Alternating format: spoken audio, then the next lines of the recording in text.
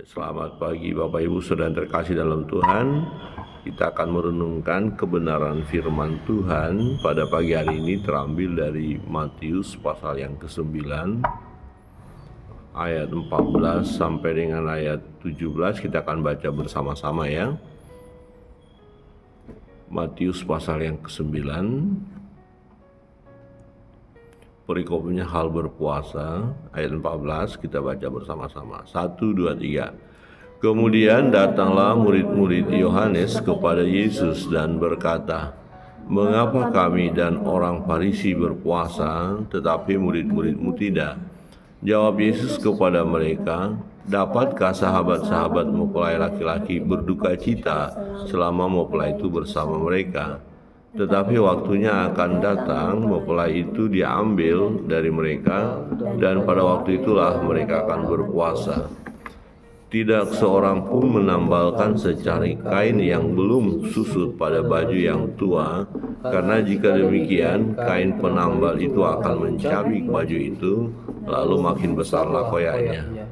Begitu pula anggur yang baru tidak diisi ke dalam kantong yang kulit yang tua, karena jika demikian kantong itu akan koyak sehingga anggur itu terbuang dan kantong itu pun hancur.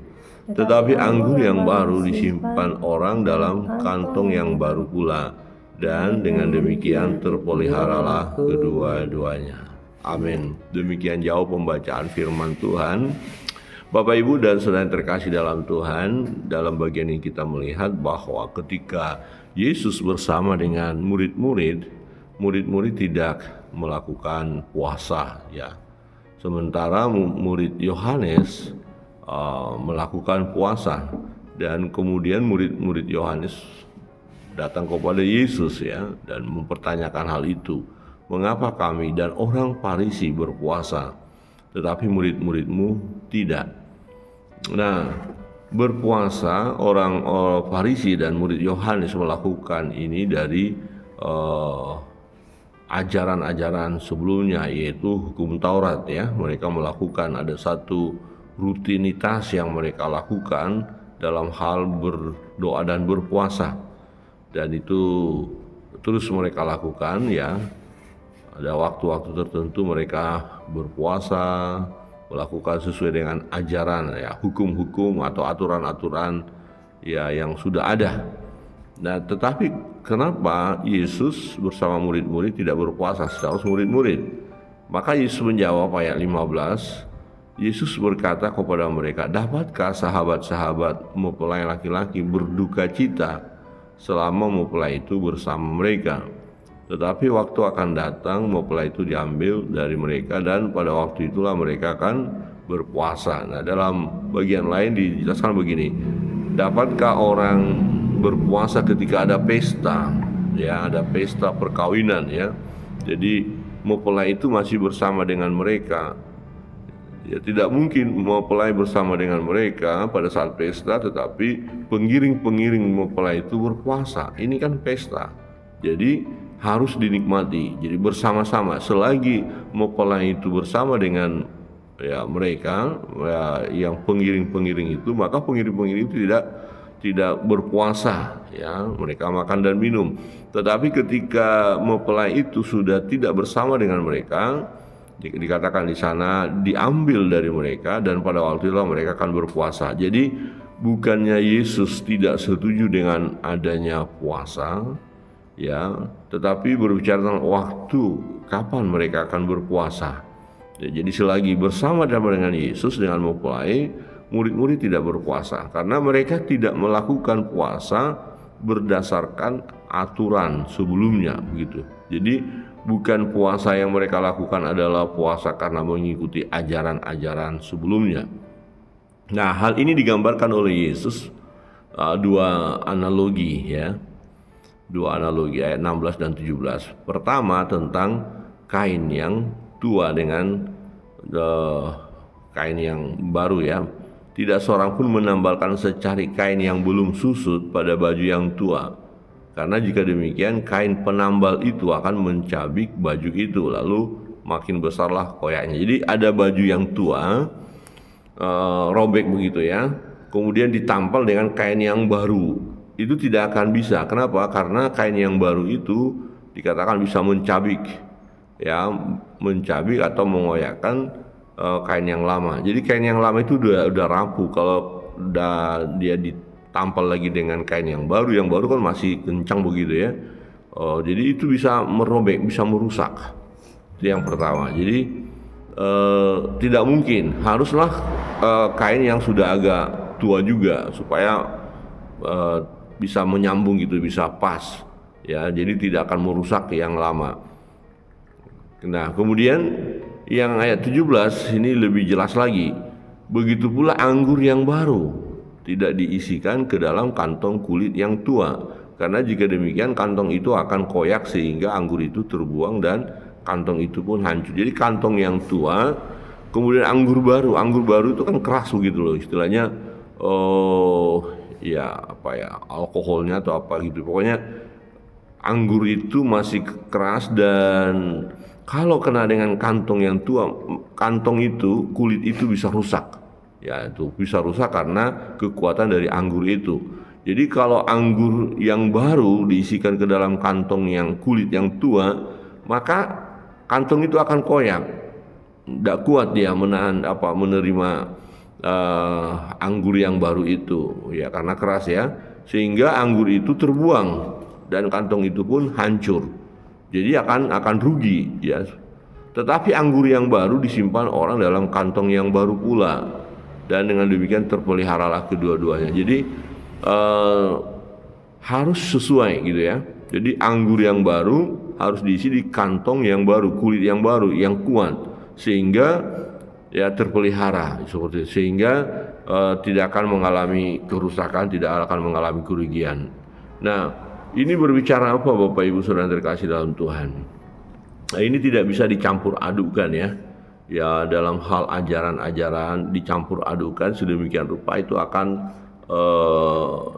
tidak nyambung begitu. Jadi tidak bisa kita melakukan satu ajaran baru berdasarkan ajaran yang lama. Ya, tetapi ketika ada yang ajaran baru, nah harus sesuai dengan wadah atau tempat yang baru. Nah, dengan mencampur adukan hanya akan membuat masalah ya. Mencampur adukan hanya akan merugikan. Jadi tidak pas, tidak cocok ya, tidak tepat.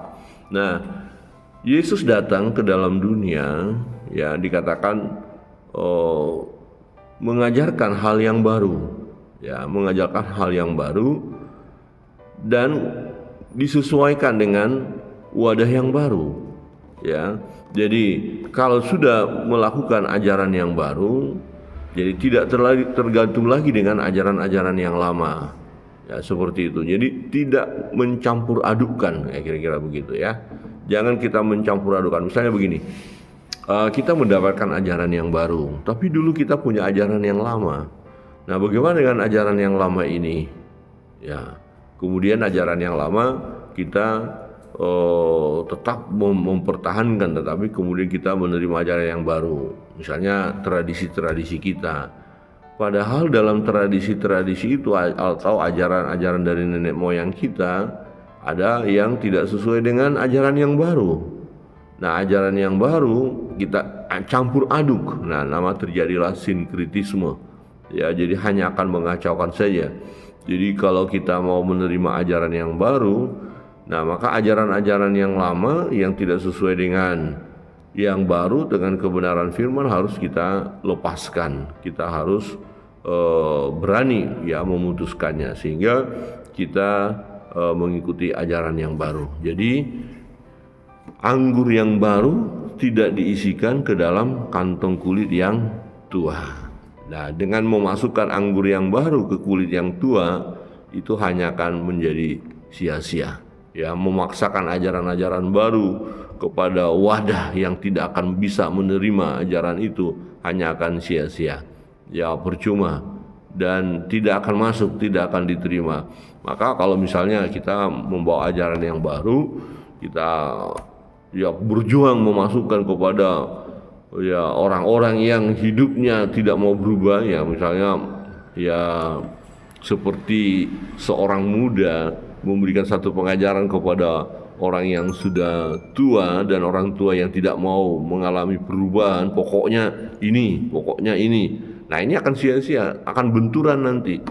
Ya, jadi hal pemuda misalnya, anak muda yang mendapatkan sesuatu yang baru, nah kemudian orang tua yang sudah terpola dengan apa yang sudah terbiasa dengan mereka, ada istilah pokoknya begini, pokoknya begini. Jadi yang berkata pokoknya begini itu tidak akan bisa mengalami perubahan. Nah, kalau kita mau masukkan sesuatu yang baru kepada orang tua seperti ini, ya nggak bisa. Jadi tidak akan masuk, sia-sia saja. Jadi jangan memaksakan kehendak kita kepada mereka, karena mereka tidak akan bisa menerima. Pokoknya begini, dari dulu udah begini, harus begini. Jadi tidak bisa seperti itu. Nah, maka ajaran-ajaran yang baru yang kita dapatkan harus kita sesuaikan, harus kita berikan kepada orang-orang yang memang terbuka, orang-orang baru yang mau membuka diri untuk menerima ajaran itu. Nah, ketika kita beritahukan hal ini kepada orang-orang yang terbuka, ya cocok, pas, masuk, jadi akan sesuai. Nah, kebenaran firman Tuhan pagi hari ini menolong kita untuk tidak mencampur adukkan ajaran-ajaran baru dengan ajaran-ajaran lama yang tidak sesuai dengan firman Allah, ya. Jadi kita menaruh sesuatu yang tepat di tempat yang tepat, ya. Sesuatu itu akan berfungsi, berguna pada tempat yang tepat, ya. Sebab jika tidak, ya maka akan sia-sia. Jadi ada barang bagus ditaruh tempat yang tidak cocok, barang bagus itu akhirnya tidak berguna. Nah, barang yang bagus ditaruh di tempat yang bagus, maka cocok, itu akan tepat, ya, akan bermanfaat. Nah, jadi pada saat ini, ya, ketika firman Tuhan ini kita baca dan renungkan tentang hal berpuasa, memang ketika Yesus bersama-sama dengan mereka, murid-murid tidak berpuasa, tidak ditekankan oleh Yesus, karena Yesus punya waktu untuk mereka untuk mengajarkan banyak hal. Nanti setelah Yesus tidak ada bersama dengan mereka, baru mereka akan berpuasa. Nah, bagaimana dengan kita sekarang, anak-anak Tuhan? Apakah perlu berpuasa? Ya, jelas kita mengerti arti berpuasa itu apa. Tentulah berpuasa adalah satu hal yang baik untuk kita lakukan, di mana kita merendahkan diri di hadapan Tuhan. Ya, ada amin Bapak Ibu. Kita melakukan dengan cara yang benar. Jadi ketika kita melakukan puasa berdasarkan ajaran yang baik dan benar, ya, bukan berdasarkan ajaran-ajaran lain yang tidak sesuai dengan firman Allah. Kiranya kebenaran firman Tuhan pagi hari ini menolong kita dalam setiap perjalanan hidup kita. Ibadah doa puasa itu perlu kita lakukan, ya, perlu kita lakukan, karena sebagaimana Yesus berkata kepada orang-orang Farisi dan murid Yohanes yang bertanya tentang mengapa murid-murid Yesus tidak berpuasa, ya, Yesus menjawab, nanti setelah mempelai itu tidak bersama-sama dengan mereka, baru mereka akan berpuasa. Jadi sampai saat ini pun ibadah doa puasa itu sangat bagus, dan itu alkitabiah dan perlu kita lakukan, dan sangat bermanfaat untuk kehidupan kita, ya, secara rohani, ya, menguatkan, meneguhkan iman percaya kita. Kiranya Tuhan memberkati kita. Mari kita berdoa. Bapa di surga, kami mengucap syukur atas kebenaran firman-Mu. Tuhan, tolong kami untuk kami dalam setiap perjalanan hidup kami tetap bersandar kepada Tuhan, dan ketika kami melakukan ibadah, doa dan puasa, kami melakukan berdasarkan kebenaran firman, di mana kami mau taat kepada firman, taat kepada Yesus Kristus, dan menguatkan, meneguhkan iman percaya kami. Terima kasih Bapa di surga atas kebenaran firman, meteraikanlah bagi kami sekalian. Di dalam nama Yesus kami berdoa. Amin. Ya, kita akan naikkan doa-doa kita kepada Pak Erwin. Silakan.